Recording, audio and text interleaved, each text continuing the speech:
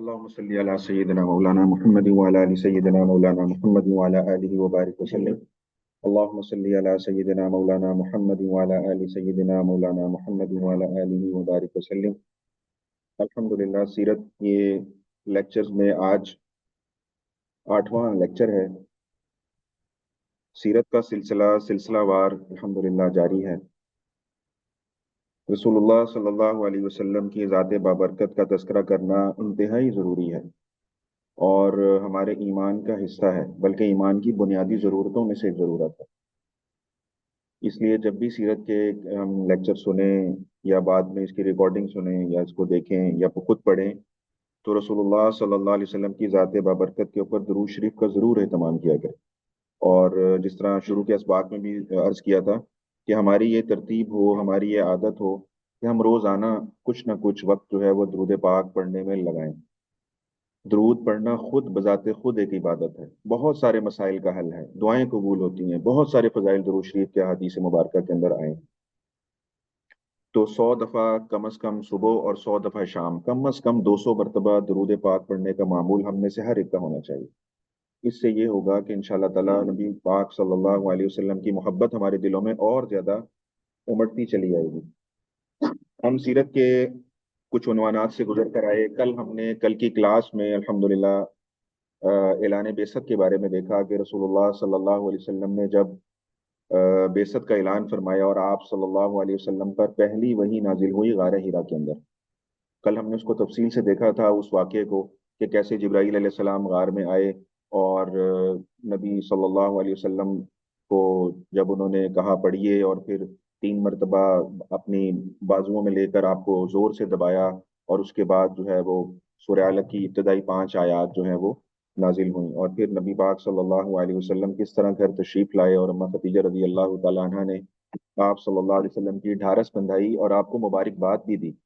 اور آپ سے آتے ہی سارے واقعے کی تفصیل نہیں پوچھی، بلکہ جب آپ بالکل نارمل ہو گئے اس کے بعد آپ صلی اللہ علیہ وسلم سے اس واقعے کی تفصیل پوچھی کہ آپ کے ساتھ کیا واقعہ ہوا. تو اس میں علماء نے یہ لکھا ہے کہ ہمارے لیے بھی یہ سبق ہے کہ جب بھی ہم دیکھیں کہ گھر میں کوئی شخص ایسا آیا ہے جو ایک دم کسی باہر کے کسی واقعے سے پریشان ہو کر آیا، تو فوراً اس سے سوال جواب نہیں کرنے چاہیے، بلکہ اسے نارمل ہونے کا تھوڑا سا موقع دینا چاہیے. جب وہ بالکل نارمل ہو جائے اس کے بعد اس سے واقعے کی تفصیل پوچھی جائے کہ آپ کے ساتھ کیا واقعہ پیش آیا. تو یہی کام جو ہے اماں خدیجہ رضی اللہ تعالیٰ عنہ نے نبی صلی اللہ علیہ وسلم کے ساتھ کیا. اور اس کے بعد آپ صلی اللہ علیہ وسلم نے جیسے ہی ان کو یہ واقعہ بتایا تو آپ نے حضور صلی اللہ علیہ وسلم کو مبارکباد دی کہ آپ کی صفات گنوائیں کہ آپ کے اندر کیسی کیسی صفات ہیں. آپ کنبہ پرور ہیں، آپ غریبوں کی مدد کرتے ہیں، بے کسوں کی مدد کرتے ہیں، لوگوں کو کھانے کھلاتے ہیں، لوگوں کا احساس کرتے ہیں، لوگوں کے ساتھ بھلائی سے پیش آتے ہیں اور ہمیشہ حق کا ساتھ دیتے ہیں، کسی ظالم کا ساتھ آپ کبھی نہیں دیتے. تو ایسی صفات والا جو شخص ہوتا ہے اس کو اللہ تعالیٰ کبھی بھی ضائع نہیں کرتے.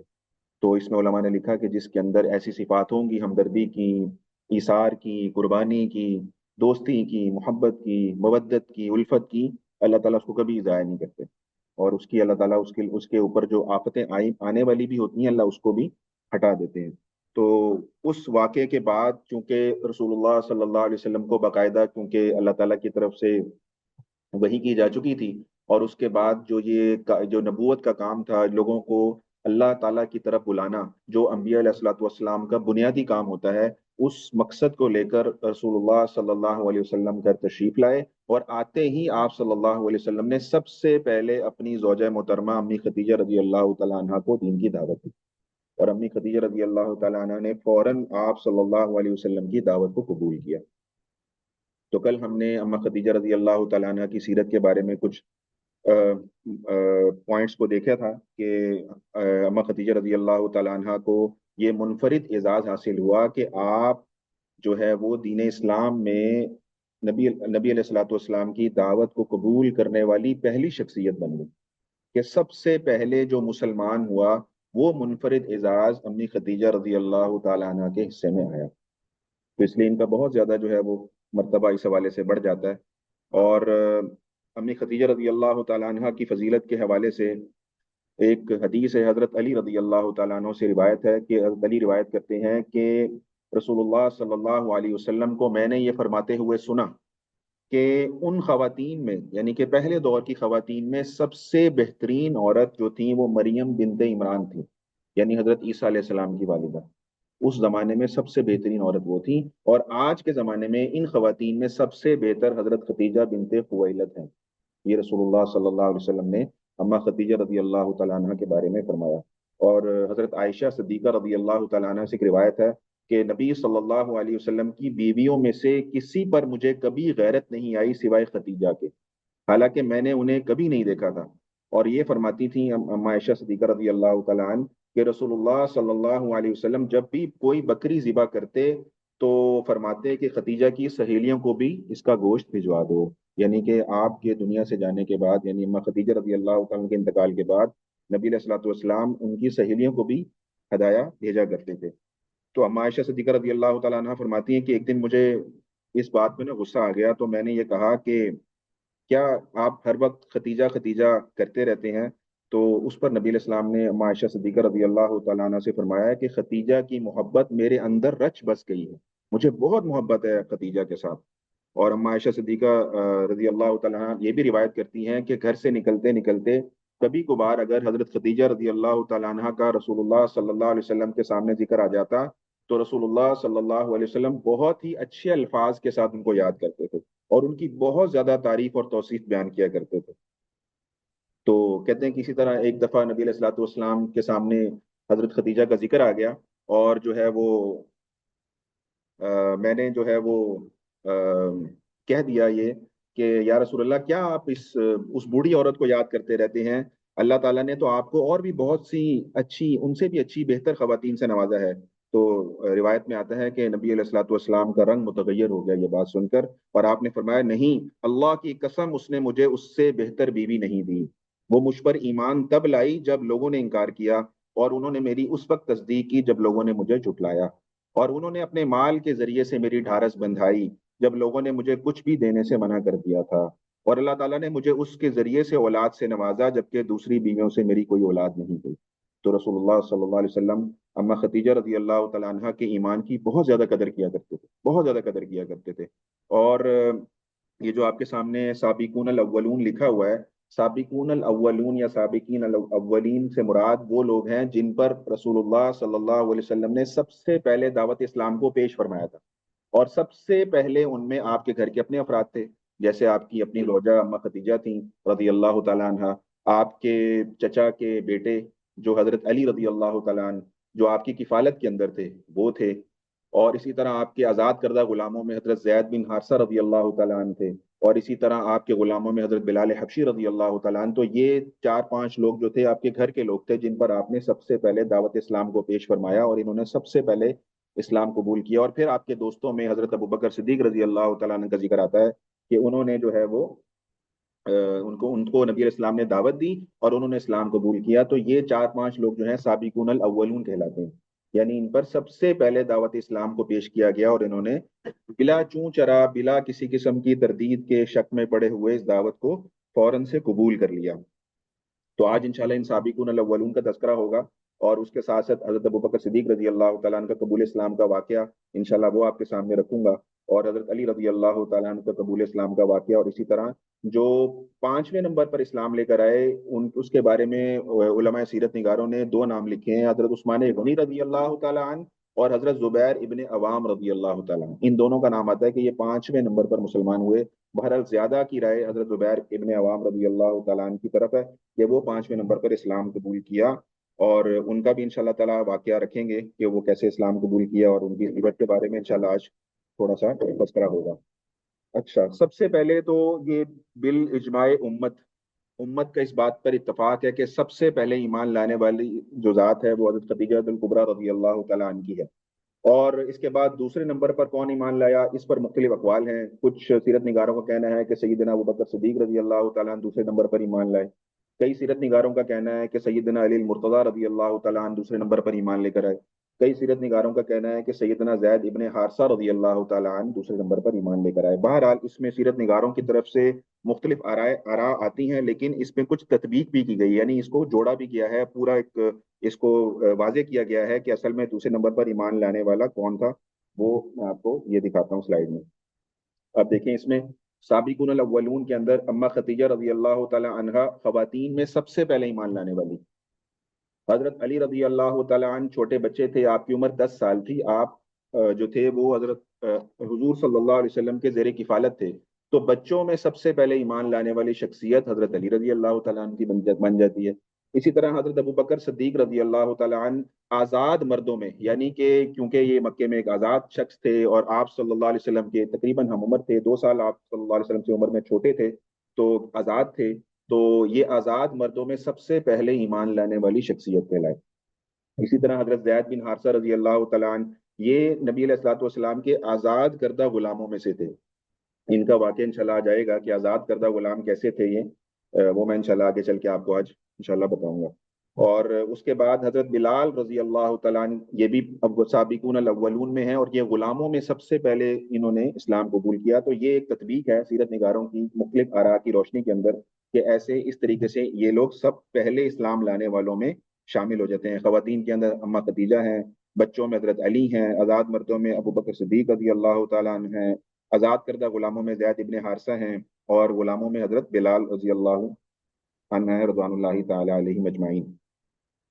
تو ہم نے یہ دیکھا کہ سب سے پہلے اسلام لانے والی شخصیت اور جو منفرد وضاحت ملا یہ اما خدیجہ الکبریٰ رضی اللہ تعالیٰ عنہ کو ملا. اور رسول اللہ صلی اللہ علیہ وسلم نے جب دعوت اسلام کی تبلیغ شروع کی تو سب سے پہلے اپنے گھر سے اس کا آغاز کیا.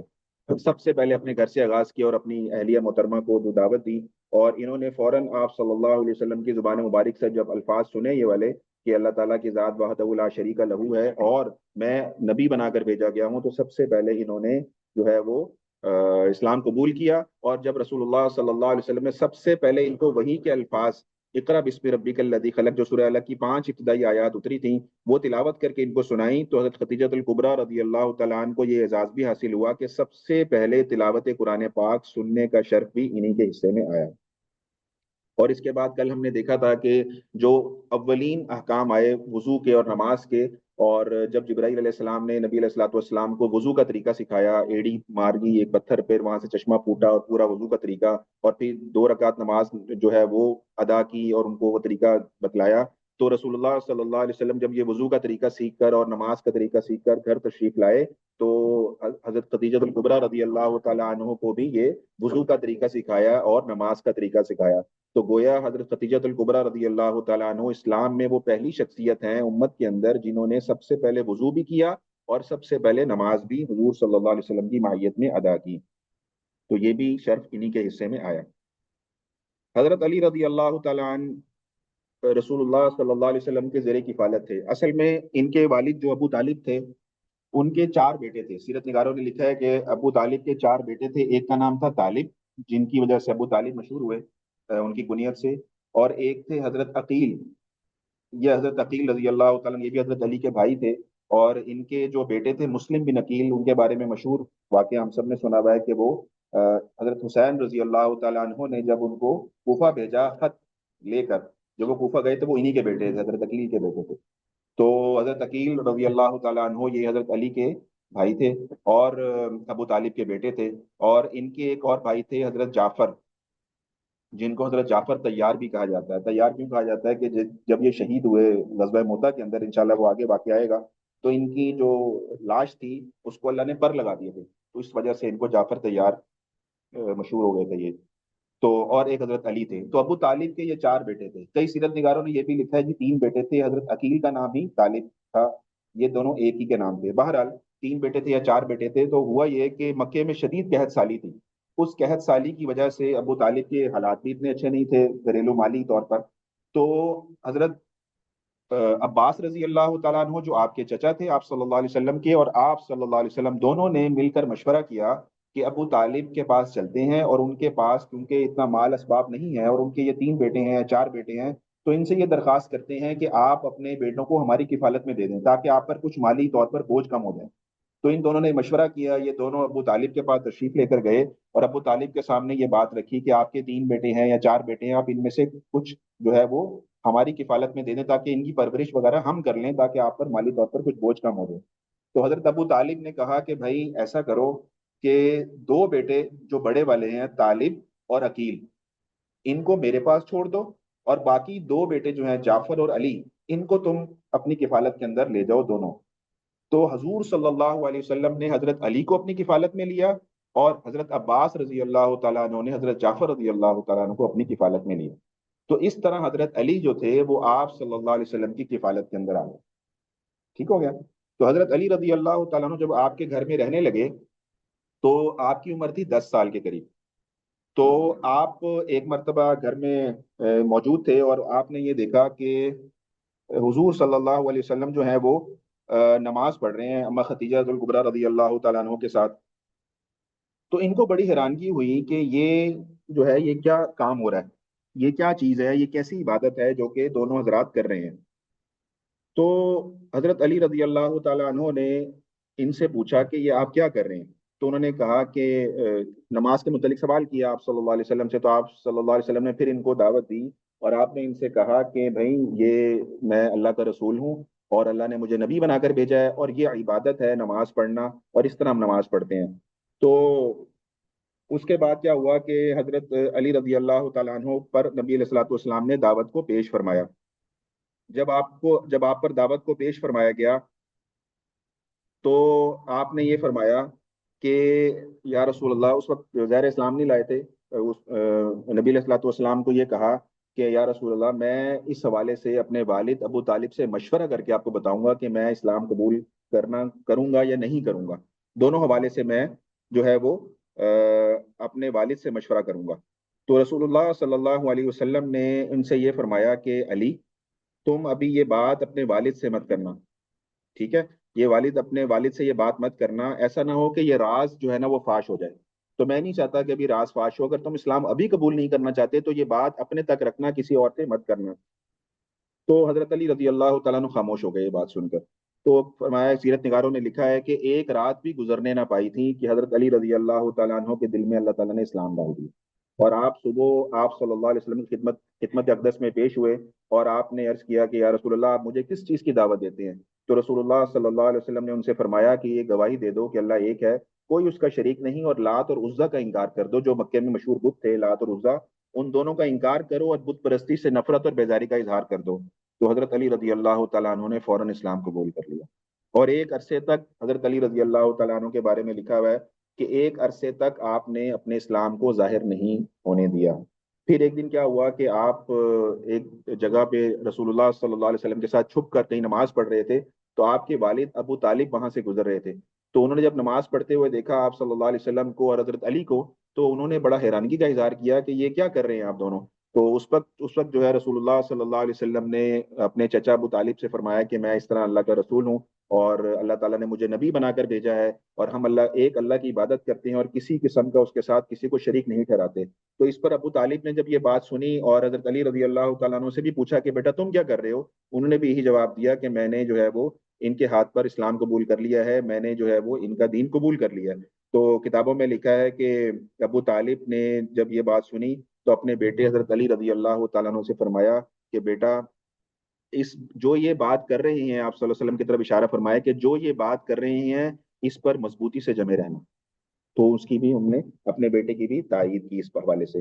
تو یہ حضرت علی رضی اللہ تعالیٰ عنہ کو قبول اسلام کا واقعہ ہے کہ اس طرح انہوں نے نماز پڑھتے ہوئے دیکھا تو آپ صلی اللہ علیہ وسلم سے سوال کیا، اور سوال کرنے کے بعد نبی علیہ السلام نے دعوت اسلام پیش کی، تو انہوں نے اپنے والد سے مشورہ کرنے کی اجازت مانگی، نبی علیہ السلام نے ان کو فی الوقت روک دیا، اور اس کے بعد اگلے ہی دن انہوں نے اسلام قبول کر لیا، اور پھر چھپ کر عبادت کرنے لگے۔ اور ایک دن ان کے والد نے ان کو دیکھا تو انہوں نے پھر پوری بات ان کے سامنے رکھ دی، اور پھر ان کے والد نے اس پر کوئی اعتراض نہیں کیا، بلکہ ان کو کہا کہ اس بات پر جمے رہو۔ اس کے بعد شخصیت جو آتی ہے حضرت زید بن حارثہ رضی اللہ تعالیٰ عنہ کی شخصیت آتی ہے۔ یہ نبی صلی اللہ علیہ وسلم کے آزاد کردہ غلاموں میں سے تھے۔ آزاد کردہ غلاموں سے کیا مراد ہے کہ ایک مرتبہ ان کا واقعہ اس طرح کتابوں میں لکھا ہوا ہے کہ زمانہ جاہلیت کے اندر یہ اپنی والدہ کے ساتھ، یہ کوئی غلام نہیں تھے، یہ آزاد شخص تھے، اپنی والدہ کے ساتھ اپنے ایک سفر پہ جا رہے تھے اپنے ننیال کی طرف۔ تو راستے میں ان کے قافلے کو کسی نے لوٹ لیا۔ جب ان کے قافلے کو لوٹا گیا تو ان کو مکہ کے بازار میں ان قافلے والوں نے لا کر بیچ دیا، غلام بنا کر مکے میں ان کو بیچ دیا۔ اچھا، اس بازار کے اندر ایک شخصیت آئی، ان کا نام ہے حکیم ابن حزام۔ یہ حکیم ابن حزام جو ہے یہ حضرت ختیجہ رضی اللہ تعالیٰ عنہ کے بھتیجے بھی ہیں. حضرت ختیجہ رضی اللہ تعالیٰ عنہ ان کی پھوپھی تھی. تو یہ نام آپ نے یاد رکھنا ہے، یہ آگے نام کئی دفعہ آئے گا، حکیم ابن حزام. تو حکیم ابن حزام نے ان حضرت زید کو خرید لیا اس بازار سے، کہ بک رہے تھے وہاں پہ، انہوں نے خرید لیا. اچھا، جب حضور صلی اللہ علیہ وسلم کا نکاح ہوا حضرت خدیجہ الکبریٰ رضی اللہ تعالیٰ عنہ کے ساتھ، تو انہوں نے بطور ہدیہ آپ صلی اللہ علیہ وسلم کو وہ غلام ہدیہ کر دیا. یعنی حضرت زید جو تھے وہ نبی علیہ السلام کے پاس آ گئے اس طرح بکتے بکاتے، اور انہوں نے خرید لیا. اچھا، اس وقت کیا ہوا کہ جو زید رضی اللہ تعالیٰ عنہ کے والد تھے وہ بڑے پریشان کہ میرا بیٹا جو ہے وہ کدھر گیا. ظاہر ہے ان کا بیٹا جو تھا وہ غلام تو نہیں تھا، وہ تو آزاد تھا، وہ قافلے والوں نے لوٹا، غلام بنا کر بیچ دیا، تو ان کو کوئی خبر نہیں ہوئی کہ میرا بیٹا کدھر ہے. تو وہ ان کی فراق میں، جس طرح والد اپنے بیٹے کی جدائی میں صدمے میں روتا رہتے تھے، وہ بہت رویا کرتے تھے. اور کتابوں میں لکھا ہے مختلف اشعار کہا کرتے تھے، مختلف شعر پڑھا کرتے تھے. جیسے کچھ اشعار کا ترجمہ یہ ہے، ان کے والد یہ شعر پڑھا کرتے تھے کہ میں زید کی یاد میں روتا ہوں اور یہ بھی نہیں جانتا کہ وہ زندہ ہے، یا تاکہ اس کی کوئی امید ہی آ جائے، یا موت نے اس کو نپٹا دیا، مجھے پتہ ہی کچھ نہیں. خدا کی قسم مجھے یہ بھی معلوم نہیں، تجھے اے زید کیا نرم زمین نے ہلاک کر ڈالا یا کسی پہاڑ نے تجھے ہلاک کر دیا. کاش مجھے معلوم ہو جاتا تو عمر بھر میں کہ تو عمر بھر کبھی میرے پاس واپس آئے گا بھی کہ نہیں آئے گا. تو یہ ان کے والد جو تھے وہ اس طرح کے اشعار اپنے بیٹے کی جدائی میں غم میں کہتے رہتے تھے. اور یہ بھی اشعار میں لکھا ہوا ہے کہ اے میرے بیٹے، جب سورج نکلتا ہے تو مجھے تو یاد آتا ہے، اور جب بارش ہوتی ہے تب بھی مجھے تجھے تیری یاد آتی ہے، جب ہوائیں چلتی ہیں تو وہ بھی تیری یاد کو بھڑکاتی ہیں. ہائے میرا غم، میرا فکر کس قدر طویل ہو گیا. میں اس کی تلاش اور کوشش میں ساری دنیا میں اونٹ کی تیز رفتاری کو بھی کام میں لاؤں گا. یعنی میں ہر ایڑی چوٹی کا زور لگاؤں گا، اگر مجھے پتہ لگ جائے کہ زید کسی جگہ پر موجود ہے تو میں ضرور بضرور اس کو تلاش کرنے کے لیے جاؤں گا. تو یہ اشعار وہ اپنے بیٹے کی جدائی میں کہا کرتے تھے. اب اللہ کی شان ہوا یہ کہ ان کے خاندان کے لوگ یا ان کے قبیلے کے لوگ حج پہ گئے تھے. حج پہ جب گئے تو وہاں پر حضرت زید کو دیکھ لیا انہوں نے کہ یہ وہاں موجود ہیں زید. تو انہوں نے پہچان لیا، اور حضرت زید رضی اللہ تعالیٰ عنہ نے بھی پہچان لیا کہ یہ میرے قبیلے کے لوگ ہیں، میرے محلے کے لوگ ہیں، میرے علاقے کے لوگ ہیں. تو انہوں نے کیا کیا کہ ان کے جو والد کا حال تھا وہ حضرت زید کو بتایا کہ تمہارا والد تو تمہارے لیے رو رو کے پریشان ہے، اور اس طرح کے اشعار لکھ رہا ہے، اور اشعار بھی ان کو پڑھ کر سنائے. تو حضرت زید رضی اللہ تعالیٰ عنہ نے بھی اشعار لکھے اپنے باپ کے لیے، اور اس سے کہا، اس قافلے والوں سے کہا کہ یہ میں چند اشعار لکھ رہا ہوں، یہ میرے باپ کو میری طرف سے بھیج دینا. انہوں نے جو اشعار لکھے اس کا مطلب یہ تھا کہ میں یہاں مکہ میں ہوں، میں یہاں خیریت سے ہوں، تم غم اور صدمہ نہ کرو، میں بڑے کریم لوگوں کی غلامی کے اندر ہوں. یہ انہوں نے اشعار بھیجے کہ میرے والد کو یہ اشعار جو ہے وہ جا کر آپ سنا دے. تو وہ لوگ جیسے ہی حضرت زید کے والد کے پاس گئے اور ان کو خبر دی کہ آپ کا بیٹا تو ہم نے مکہ کے اندر دیکھا ہے اور اس نے یہ اشعار آپ کو بھیجے ہیں، تو ان کے والد بے چین ہو گئے. اور ان کے والد نے فوراً کیا کیا، بہت سارا جو تھا وہ فدیہ ساتھ لیا کہ ہم جو ہے فدیہ لے کر جائیں گے، اور اپنا بیٹا جو ہے جو غلامی کے اندر ہے فدیے میں دے کر اپنے بیٹے کو دوبارہ سے حاصل کر لیں گے.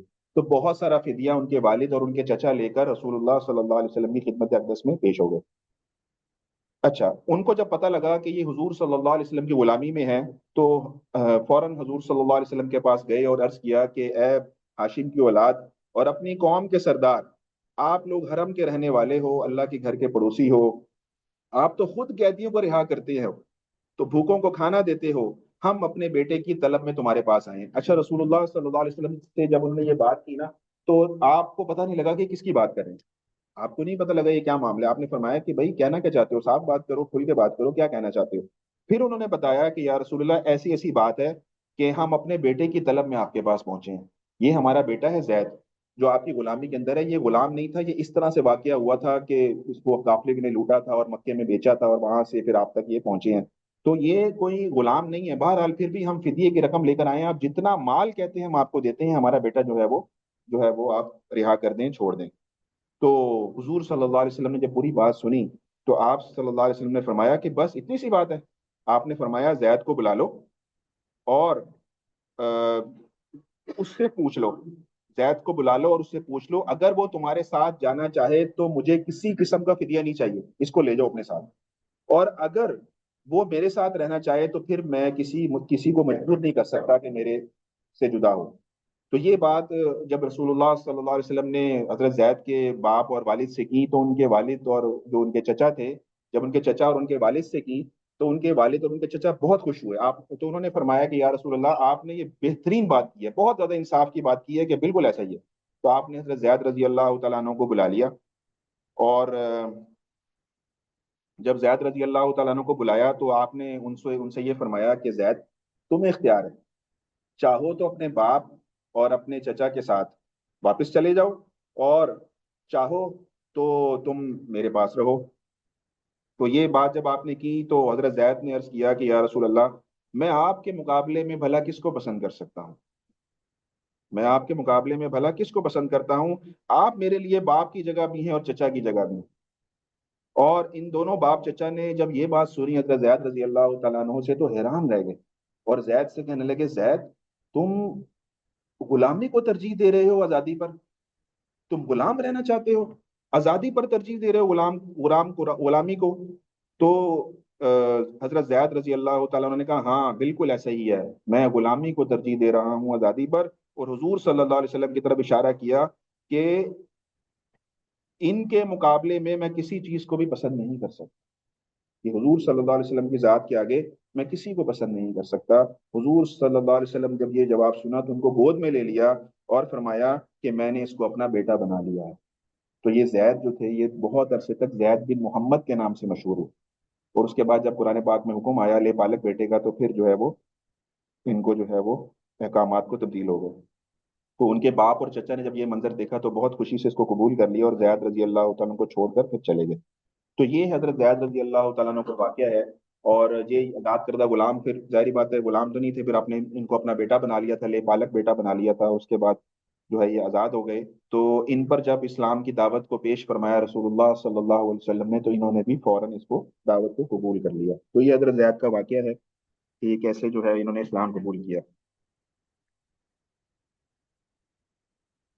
تو اب کیا ہوا کہ رسول اللہ صلی اللہ علیہ وسلم کے گھر میں آپ کی اہلیہ بھی ایمان لے آئی, آپ کے زیر کفالت حضرت علی تھے, بچے تھے, وہ بھی ایمان لے آئے, آپ کے غلام حضرت زید بن حارثہ بھی ایمان لے آئے. تو پورا گھرانہ کیا ہوا, مسلمان ہو گیا. تو غار ہیرا کے بعد یہ کچھ آپ صلی اللہ علیہ وسلم کے گھر کی خصوصیات لکھی ہوئی ہیں کہ غار ہیرا کے بعد پہلی آسمانی وحی کی تلاوت سب سے پہلے جس گھر میں ہوئی وہ آپ صلی اللہ علیہ وسلم کا گھر تھا. جیسے میں نے آپ کو بتایا کہ آپ صلی اللہ علیہ وسلم نے سورہ الگ کی ابتدائی آیات اما خدیجہ رضی اللہ تعالیٰ عنہ کو تلاوت کر کے سنائی, تو سب سے پہلی تلاوت اسی گھر کے اندر ہوئی. پھر قبول اسلام میں تمام مردوں اور عورتوں پر سب سے پہلے سبقت لے جانے والی خود حضور صلی اللہ علیہ وسلم کی اپنی زوجہ محترمہ اما خدیجہ رضی اللہ تعالیٰ عنہ تھی, جو کہ اسی گھر میں رہتی تھی. تو یہ بھی نبی علیہ الصلوۃ والسلام کے گھر کی خصوصیت ہے کہ سب سے پہلے دعوت اسلام اس گھر میں پہنچی, اور سب سے پہلے اسی گھر میں سے کوئی شخص مسلمان ہوا. اور سب سے پہلے نماز وہ بھی اسی گھر میں ادا کی گئی. یہ بھی ہم نے واقعہ دیکھا کل کہ کیسے آپ صلی اللہ علیہ وسلم نے اما خدیجہ رضی اللہ تعالیٰ عنہ کو نماز سکھائی. تو سب سے پہلے نماز بھی اسی گھر میں پڑھی گئی. اور سب سے پہلے ایمان لانے والے افراد اما خدیجہ رضی اللہ تعالیٰ عنہ وہ بھی اسی گھر میں تھی, حضرت علی رضی اللہ تعالیٰ عنہ وہ بھی اسی گھر میں تھے, اور حضرت زید بن حارثہ رضی اللہ تعالیٰ عنہ وہ بھی اسی گھر میں رہتے تھے. اور تو اس گھر کا ہر چھوٹا بڑا فرد دین کی جو ہے وہ حمایت سے پیچھے نہیں رہا, اور اس گھر کی جو ہے وہ اس گھر کو اللہ تعالیٰ نے یہ مرتبہ عطا فرمایا. اس کے بعد کیا ہوا کہ رسول اللہ صلی اللہ علیہ وسلم نے اپنے دیگر رفقا کو پھر دین کی دعوت دینے کی طرف جو ہے وہ کمر باندھ لی. اور سب سے پہلے آپ صلی اللہ علیہ وسلم اپنے دیرینہ دوست, بچپن کے ساتھی, جوانی کے ساتھی, بڑی عمر کے ساتھی حضرت سیدنا ابوبکر صدیق رضی اللہ تعالیٰ عنہ کو قبول اسلام کی دعوت دی. تو یہ حضرت صدیق اکبر رضی اللہ تعالیٰ عنہ کا خاصہ یہ تھا کہ آپ صلی اللہ علیہ وسلم کے بچپن کے دوست تھے, پورا بچپن ساتھ گزارا, جوانی ساتھ گزاری.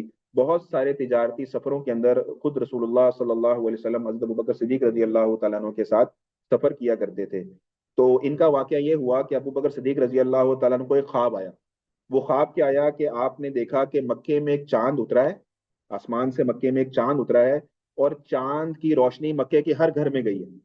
اور پھر کیا ہوا کہ وہ چاند بکھرا ہے, ٹکڑے ٹکڑے ہو گیا, اور اس کے ٹکڑے پھر تمام گھروں میں چلے گئے مکے کے اندر. اور پھر اچانک وہ سارے ٹکڑے چاند کے جمع ہوئے, دوبارہ چاند بنا, اور چاند میری جھولی میں آ گیا. تو وہ بڑا یہ خواب سن کر حیران ہوئے, اور انہوں نے جا کے جب اس کی تعبیر پتا کی کسی راہب سے, تو اس کو انہوں نے یہ تعبیر دیا کہ یہ مکے میں عنقریب ایک نبی آنے والے ہیں جو کہ نبوت کا اعلان کریں گے, اور تم ان کے اولین ساتھیوں میں سے ہوگے اور تم ان کا ساتھ دینے والوں میں سے ہوگے، تو یہ اس کی تعبیر ہے۔ تو یہ جو ہے وہ آپ جو ہے وہ ابو بکر صدیق رضی اللہ تعالیٰ عنہ کے لیے ایک بہت ایسا واقعہ تھا کہ جس سے جو ہے وہ آپ صلی اللہ علیہ وسلم کی محبت اور زیادہ ان کے دل میں پیدا ہو گئی۔ اچھا، ان کا قبول اسلام کا واقعہ یہ ہے کہ ان کے ایک دوست تھے حکیم ابن حزام، جیسے ابھی بات بھی آئی تھی ان کی، میں نے کہا تھا یہ نام یاد رکھیے گا، جو کہ حضرت خدیجہ رضی اللہ تعالیٰ عنہ کے بھتیجے بھی تھے، ان کی پھوپھی تھی حضرت خدیجہ کبرا، خدیجہ الکبریٰ رضی اللہ تعالیٰ۔ تو حکیم ابن حزام، یہ ساری اب میں آپ کو یہ بتانا چاہ رہا ہوں کہ دیکھیں اچھی دوستی کا کتنا فائدہ ہوتا ہے۔ جیسے ہمارے یہاں بہت سارے نوجوان بیٹھے ہیں، تو اچھی دوستی جو ہوتی ہے نا، وہ کہتے ہیں نا حدیث میں آتا ہے کہ انسان اپنے دوست کے مذہب پہ ہوتا ہے۔ تو اچھی دوستی، جیسے کہتے ہیں کہ جو اچھے دوست ہوتا ہے وہ اس کی جو کمپنی ہوتی ہے وہ آپ کو بہت زیادہ فائدہ دیتی ہے۔ تو یہ ایک پورا گروپ تھا اچھے لوگوں کا، اچھے اخلاق والے لوگوں کا، جس میں حضور صلی اللہ علیہ وسلم تھے، جس میں حضرت ابوبکر صدیق رضی اللہ تعالیٰ عنہ تھے، جس میں حکیم بن حزام تھے، اور بہت سارے کبائر صحابہ کے ابھی انشاءاللہ آگے نام آئیں گے۔ وہ سارے لوگوں کا ایک گروپ تھا۔ تو اب ہوا کیا کہ حکیم ابن حزام جو تھے یہ اپنے گھر میں حضرت ابوبکر صدیق رضی اللہ تعالیٰ عنہ کے ساتھ بیٹھے ہوئے تھے۔ تو ان کی کنیز تھی، ان کی لونڈی تھیں، وہ آئیں ان کے پاس اور ان سے کہنے لگیں کہ حکیم ابن حزام کو کہنے لگیں کہ میں آپ کی پھوپھی کے گھر سے آ رہی ہوں، اور وہاں پہ جو ان کے خاوند ہیں نا، انہوں نے نبوت کا اعلان کر دیا، اور آپ کی جو پھوپھی ہیں وہ مسلمان ہو چکی ہیں، آپ کو کیا یہ بات پتہ ہے؟ تو یہ بڑا حیران ہوئے حکیم ابن حزام، انہوں نے کہا نہیں مجھے تو یہ بات نہیں پتا۔ اچھا، آپ ساتھ بیٹھے ہوئے ہیں ابو بکر صدیق رضی اللہ تعالیٰ عنہ، جب ابو بکر صدیق رضی اللہ تعالیٰ عنہ نے یہ بات سنی تو چپ کر کے وہاں سے اٹھے، کچھ نہیں کہا وہاں پہ کسی کو، چپ کر کے وہاں سے اٹھے اور فوراً آپ صلی اللہ علیہ وسلم کی خدمت میں پیش ہو گئے، اور آپ صلی اللہ علیہ وسلم سے فرمایا اے ابو القاسم، میں اس طرح کی بات سن کر آ رہا ہوں، تو آپ مجھے بتائیے کہ اصل بات کیا ہے۔ تو جیسے ہی نبی علیہ الصلوۃ والسلام نے ان کی یہ بات سنی تو فوراً ان کو دعوت اسلام ان پر پیش کی اور کہا کہ ابو بکر صدیق، بالکل ایسی ہی بات ہے، میں اللہ کا نبی ہوں، میں تمہیں دعوت دیتا ہوں کہ اللہ تعالیٰ ایک ہے، اللہ کا کوئی شریک نہیں، اور جو ہے وہ تم یہ بت پرستی اور ان تمام چیزوں کا سے بیداری کا اعلان کرو، اور تم مجھ پر جو ہے وہ ایمان لے آؤ۔ تو کتابوں میں لکھا ہے کہ ابو بکر صدیق رضی اللہ تعالیٰ عنہ نے ایک لمحہ بھی نہیں لگایا اور فوراً نبی علیہ الصلوۃ والسلام سے فرمایا کہ یا رسول اللہ مجھے فوراً کلمہ پڑھا دیجیے، فوراً کلمہ پڑھا دیجیے، اور فوراً جو ہے وہ اسلام قبول کر لیا۔ تو آپ صلی اللہ علیہ وسلم نے بھی فرمایا کہ میں نے بہت سارے لوگوں پر جو ہے وہ دعوت اسلام کو پیش فرمایا، اور اس میں ابو بکر صدیق رضی اللہ تعالیٰ عنہ وہ ہستی ہیں جنہوں نے بلا تردد، بلا شک میں پڑے ہوئے فوراً دعوت اسلام کو قبول کر لیا۔ تو ابو بکر صدیق رضی اللہ تعالیٰ عنہ کے ان اوصاف میں یہ بات بھی آتی ہے۔ تو اب ہم ان کے سیدنا ابو بکر صدیق رضی اللہ تعالیٰ عنہ کے اوصاف کے بارے میں دیکھتے ہیں انشاءاللہ تعالیٰ، کہ ابو بکر صدیق رضی اللہ تعالیٰ عنہ وہ شخصیت ہیں کہ قریش میں ان کی بہت زیادہ قدر و منزلت کی جاتی تھی، بہت زیادہ ان کو عزت کی نگاہ سے دیکھا جاتا تھا، اور جو ہے وہ یہ مکے کے اندر بڑے بااثر شخصیات میں سے ایک تھے، اور بہت زیادہ شریف اور معزز لوگوں میں ان کا نام تھا، اور بعثت سے پہلے جس طرح میں نے عرض کیا کہ یہ آپ صلی اللہ علیہ وسلم کے بہت ہی قریبی ساتھیوں کے میں سے تھے، اسی لیے جو ہے وہ اللہ کے پیارے نبی صلی اللہ علیہ وسلم نے ان پر جب دعوت کو پیش فرمایا، دعوت اسلام کو، تو انہوں نے فوراً جو وہ قبول کر لیا۔ تو ابن اسحاق وغیرہ جو ہیں انہوں نے، سیرت نگاروں نے لکھا ہے کہ ابو بکر صدیق رضی اللہ تعالیٰ عنہ کی قریش میں بڑی قدر و منزلت کی جاتی تھی، بہت زیادہ یہ عزت کی نگاہ سے دیکھے جاتے تھے، اور آپ بڑے ہی نرم مزاج تھے، جو آپ کی شخصیت تھی بہت نرم مزاج تھی، اور اپنی قوم میں نہایت ہر دل عزیز تھے اور محبوب قسم کی شخصیت کے مالک تھے، یعنی لوگ ان سے محبت کرتے تھے۔ اچھا، ابو بکر صدیق رضی اللہ تعالیٰ عنہ کے جو دیگر اوصاف ہیں ان میں ایک وصف یہ بھی آتا ہے کہ آپ جو اپنے قبیلہ تھا نا قریش، اس کے پورے حسب نامے کو جانتے تھے، پورے حسب نامے کو جانتے تھے، ایک ایک شخص کا حسب نسب آپ کو بہترین طریقے سے پتا تھا۔ اس کا فائدہ کیا تھا کہ آپ ہر شخص کی خوبیوں سے بھی واقف تھے اور خامیوں سے بھی واقف تھے۔ جب حسب نسب سے آپ پوری طرح واقف ہوتے ہیں نا، پھر اپنے تمام لوگوں کی آپ کو خوبیاں بھی پتا ہوتی ہیں، باوجداد کی، اور خامیاں بھی پتا ہوتی ہیں۔ تو یہ بھی اللہ تعالیٰ نے ان کو ایک وصف عطا کیا تھا کہ آپ اپنی قوم کا جو ہے حسب نسب بہت اچھے طریقے سے جانتے تھے۔ پھر آپ رضی اللہ تعالیٰ عنہ بہت ہی اعلیٰ اخلاق کے مالک تھے اور بہت سخاوت کرنے والے تاجروں میں سے تھے۔ ابو بکر صدیق رضی اللہ تعالیٰ عنہ کے بارے میں آتا ہے کہ یہ بہت زیادہ سب سے زیادہ مالدار اور شخصیات میں سے تو نہیں تھے، لیکن پھر بھی ان کا شمار جو ہے وہ اچھے مالدار تاجروں میں ہوا کرتا تھا۔ تو یہ بہرحال یہ بہت زیادہ جو ہے سخاوت کرتے تھے، بہت زیادہ لوگوں کو کھانا کھلایا کرتے تھے، غریبوں کی مدد کیا کرتے تھے، اور انہی صفات کی وجہ سے، انہی حسن کردار کی وجہ سے لوگ آپ سے محبت بھی کرتے تھے. دیکھیں سخی جو ہوتا ہے لوگ اس سے محبت کرتے ہیں. ٹھیک ہے نا. تو اگر ہم بھی لوگوں کی محبت لینا چاہتے ہیں تو ہمیں بھی سخاوت کرنی چاہیے. اور بخیل سے ہر بندہ نفرت کرتا ہے، بھاگتا ہے، اس کی جو ہے وہ اس سے اس کے قریب نہیں آنا چاہتا. تو جو ہے وہ بخل جو ہے ایک بری صفت ہے، اس سے ہمیں بھی اللہ تعالیٰ محفوظ فرمائے. تو ابو بکر صدیق رضی اللہ تعالیٰ عنہ کے پاس یہ خصوصیات تھیں. اور ان کے بارے میں آتا ہے کہ یہ ان کے اندر فیاضی بہت زیادہ تھی، دریا دلی بہت زیادہ تھی. یہ دونوں وصف ایسے ہیں کہ جب انسان فیاضی کرتا ہے یعنی سخاوت کرتا ہے، دریا دلی کرتا ہے، لوگوں کی دل جوئی کرتا ہے، تو وہ لوگوں کی محبت کو بہت جلدی حاصل کر لیتا ہے. تو اللہ تعالیٰ نے یہ وصف جو تھا، یہ خوبی جو تھی، حضرت ابوبکر صدیق رضی اللہ تعالیٰ عنہ کو عطا فرمائی.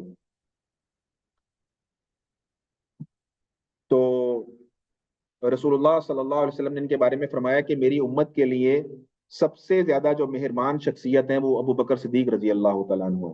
سیرت حدیث کے خزانے کے اندر ابو بکر صدیق رضی اللہ تعالیٰ عنہ کے اوصاف پر، آپ کے کردار پر، آپ کے فضائل پر بے شمار حدیثیں آئی ہیں.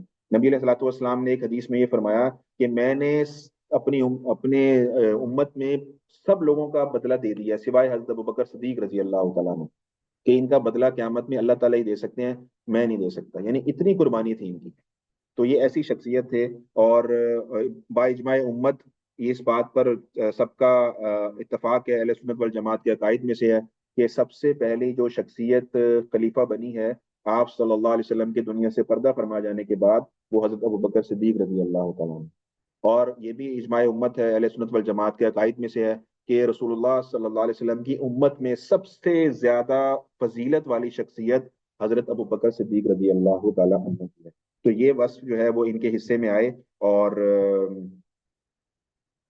پھر انہوں نے جان و مال سے اسلام کی خوب حمایت بھی کی. اور ان کے بارے میں آتا ہے کہ ہجرت سے پہلے انہوں نے اللہ تعالیٰ کے راستے میں 40,000 درہم جو تھے وہ خرچ کیے. اور ہجرت کی بات ہو رہی ہے تو رسول اللہ صلی اللہ علیہ وسلم نے جب ہجرت مدینہ فرمائی ہے تو آپ صلی اللہ علیہ وسلم کے ساتھ جو شخصیت تھی وہ حضرت ابو بکر صدیق رضی اللہ تعالیٰ عنہ ہی تھے، جن کو یہ اعزاز ملا کہ آپ صلی اللہ علیہ وسلم کے ساتھ ہجرت مدینہ کا سفر فرمایا.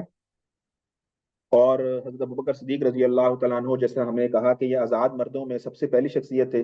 تو انہوں نے کیا کیا کہ جب دعوت اسلام کو قبول کیا، اب دیکھیں حضرت علی رضی اللہ تعالیٰ کی عمر چھوٹی تھی، 10 سال کے بچے تھے، تو وہ تو اس طرح دعوت کا کام شروع سے نہیں کر سکتے تھے. اسلام قبول کرتے ہی لوگوں کو دعوت نہیں دے سکتے تھے. حضرت زید بن حارثہ بھی آزاد کردہ غلاموں میں سے تھے، چھوٹے بچے تھے، وہ بھی چھوٹی عمر میں تھے. حضرت بلال رضی اللہ تعالیٰ ویسے غلام تھے. تو یہ لوگ تو شروع میں دعوت اسلامیہ کا کام نہیں کر سکتے تھے. تو دعوت اسلام کا جو صحیح معنوں میں حق ادا کیا وہ شروع میں وہ ابو بکر صدیق رضی اللہ تعالیٰ عنہ نے کیا، کہ انہوں نے فوراً جا کر اپنے بہت زیادہ قریبی دوستوں کو جو ہے وہ دعوت اسلام دی، جن میں سے یہ 5 نام آپ کے سامنے لکھے ہوئے ہیں کہ ان لوگوں کو سب سے پہلے دعوت اسلام دی گئی اور ان سب نے اسلام قبول کر لیا.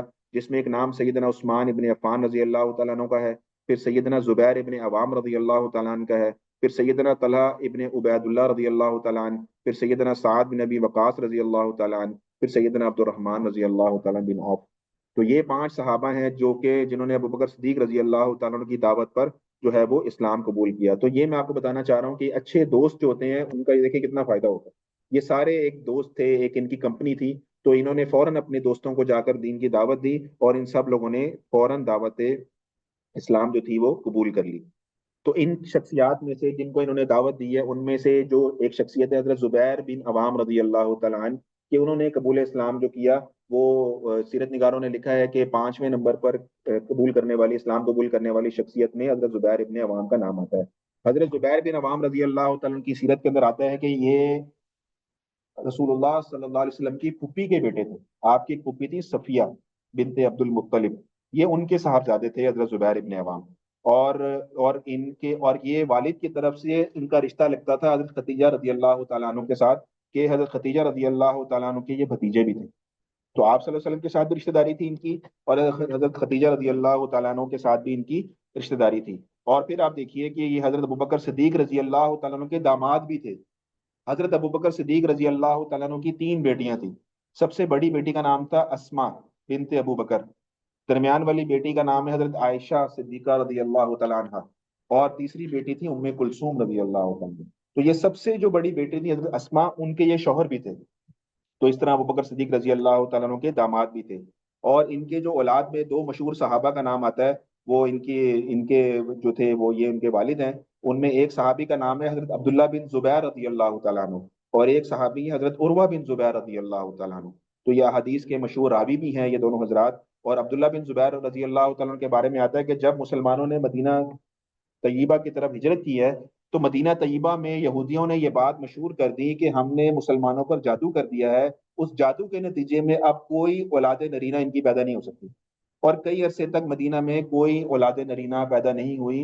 اور ہجرت مدینہ کے کچھ عرصے کے بعد جو مدینہ میں سب سے پہلا لڑکا پیدا ہوا وہ حضرت زبیر بن عوام کے بیٹے حضرت عبداللہ بن زبیر رضی اللہ تعالیٰ عنہ۔ تو حضرت عبداللہ بن زبیر رضی اللہ تعالیٰ عنہ وہ شخصیت ہے جو مدینہ میں سب سے پہلا جو لڑکا پیدا ہوا وہ عبداللہ بن زبیر رضی اللہ تعالیٰ عنہ تھے۔ اور جب یہ پیدا ہوئے اور ان کی خوشخبری مدینہ میں پھیلی تو سب نے جو ہے اللہ اکبر کا نعرہ بلند کیا، اور بہت زیادہ اس چیز کو انہوں نے خوشی کا اظہار کیا، اور اس سے جو جو مدینہ کے یہودی تھے ان کی بھی جو ہے وہ حوصلہ شکنی ہوئی۔ اور یہ جو زبیر ابن عوام رضی اللہ تعالیٰ عنہ یہ عشرہ مبشرہ میں سے ہے۔ عشرہ مبشرہ ان صحابہ کو کہا جاتا ہے کہ رسول اللہ صلی اللہ علیہ وسلم نے ایک مجلس میں جن 10 صحابہ کو جنت کی بشارت دی ان میں ان کا نام بھی ہے۔ تو یہ ان کا عشرہ مبشرہ میں سے بھی ہیں۔ اور حضرت عمر رضی اللہ تعالیٰ عنہ نے اپنے انتقال سے پہلے جو ہے وہ جو کچھ صحابہ کی کمیٹی بنائی تھی جس میں 6 لوگوں کے نام تھے کہ ان میں سے اپنا خلیفہ چن لو، ان میں حضرت زبیر ابن عوام کا نام بھی تھا۔ حضرت زبیر رضی اللہ تعالیٰ عنہ کو یہ اعزاز بھی حاصل ہے کہ اللہ تعالیٰ کے راستے میں سب سے پہلے تلوار اٹھانے کا اعزاز بھی ان کے پاس ہے۔ اللہ تعالیٰ کے راستے میں سب سے پہلے تلوار اٹھائی حضرت زبیر ابن عوام نے، اور سب سے پہلے تیر چلانے والے حضرت طلحہ رضی اللہ تعالیٰ عنہ۔ تو یہ اعزاز بھی ان کے پاس آتا ہے۔ ان کے بہت سارے واقعات کتابوں میں لکھے ہیں بہادری کے، چند ایک میں انشاءاللہ آپ کے سامنے رکھتا ہوں، پھر بات اپنی مکمل کرتا ہوں۔ حضرت سعید بن مسیب رحمۃ اللہ علیہ فرماتے ہیں کہ اللہ کی خاطر سب سے پہلے تلوار سونتنے والے حضرت زبیر ابن عوام رضی اللہ تعالیٰ عنہ ہیں۔ واقعہ یہ ہوا کہ ایک دن یہ دوپہر کو آرام کر رہے تھے تو اچانک انہوں نے یہ آواز سنی کہ رسول اللہ صلی اللہ علیہ وسلم کو نعوذ باللہ شہید کر دیا گیا ہے۔ تو یہ جیسے انہوں نے آواز سنی تو فوراً ان کی آنکھ کھولی اور انہوں نے تلوار اٹھائی اور تلوار اٹھا کے باہر نکلے۔ جیسے یہ باہر کی طرف آئے تو دیکھا سامنے آپ صلی اللہ علیہ وسلم موجود ہے۔ تو انہوں نے آپ صلی اللہ علیہ وسلم کو دیکھا تو حضور صلی اللہ علیہ وسلم سے پوچھا اے زبیر تجھے کیا ہوا ہے؟ تو انہوں نے عرض کیا کہ یا رسول اللہ میں نے سنا ہے کہ آپ کو شہید کر دیا گیا ہے نعوذ باللہ۔ تو حضور صلی اللہ علیہ وسلم نے فرمایا اگر ایسا ہوتا تو تم کیا کرتے، تمہارا کیا ارادہ ہوتا؟ تو حضرت زبیر رضی اللہ تعالیٰ عنہ نے فرمایا کہ یا رسول اللہ میں آنکھیں بند کر کے مکہ والوں پر ٹوٹ پڑتا، ایک کو بھی نہ چھوڑتا۔ تو حضور صلی اللہ علیہ وسلم جب ان سے یہ بات سنی تو ان کے لیے بہت زیادہ دعائیں خیر جو تھی وہ ان کے لیے فرمائی، اور ان سے فرمایا کہ واپس لوٹ جاؤ، یہ پہلی تلوار ہے جو اللہ کے راستے میں سونپی گئی ہے۔ اسی طرح ان کا ایک واقعہ آتا ہے جنگ احد کا۔ جنگ احد کے دن ان کا مقابلہ ہوا ایک شخص سے، اس کا نام تھا طلحہ بن ابی طلحہ۔ یہ اس شخص کا نام تھا، مشرکوں کا جھنڈا اس نے اٹھایا ہوا تھا، اور وہ مسلمانوں کو مقابلے کے لیے میدان میں ابھار رہا تھا۔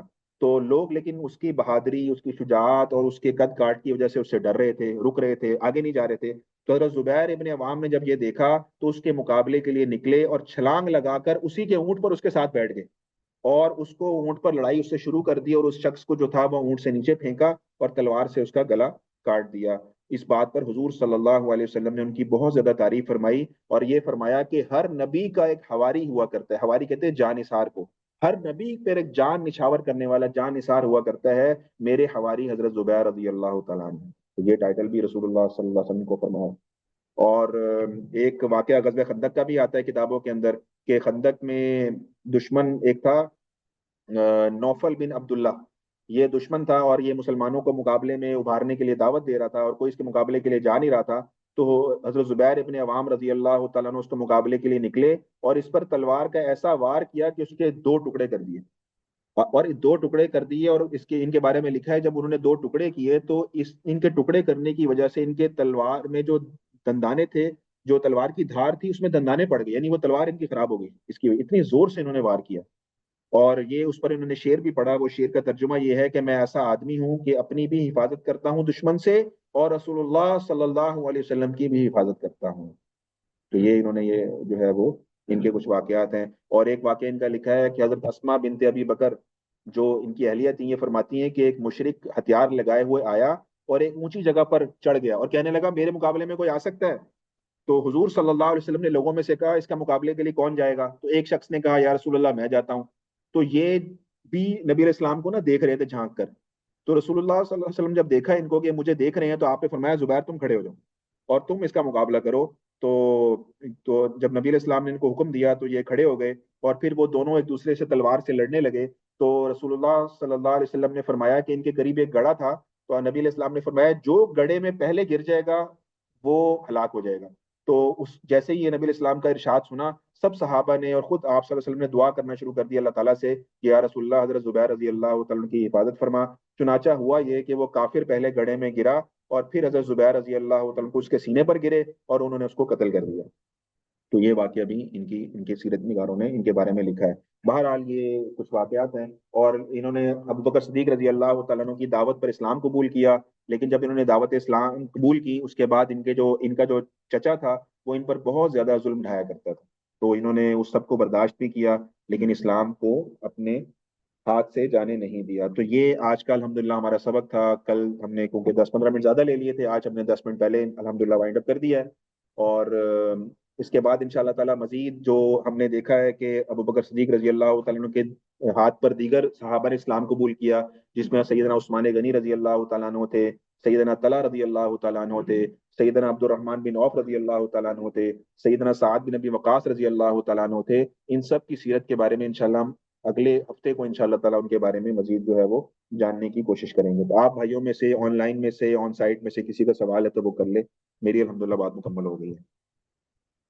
सरिया होता है जी, एक होता है गजवा, एक होता है सरिया। गजवा वो होता है जिस जंग में रसूलुल्लाह सल्लल्लाहु अलैहि वसल्लम ने खुद बनफ्से नफीस शिरकत की हो, वो गजवा कहलाता है। और जिस जंग में खुद आप सल्लल्लाहु अलैहि वसल्लम ने खुद शिरकत ना की हो, बल्कि सहाबा की एक जमात को भेजा हो, तो वो उस जमात को जो है वो उसको सरिया कहा जाता है, जिसमें खुद आप सल्लल्लाहु अलैहि वसल्लम मौजूद नहीं हो, लेकिन भेजा आप नहीं हो।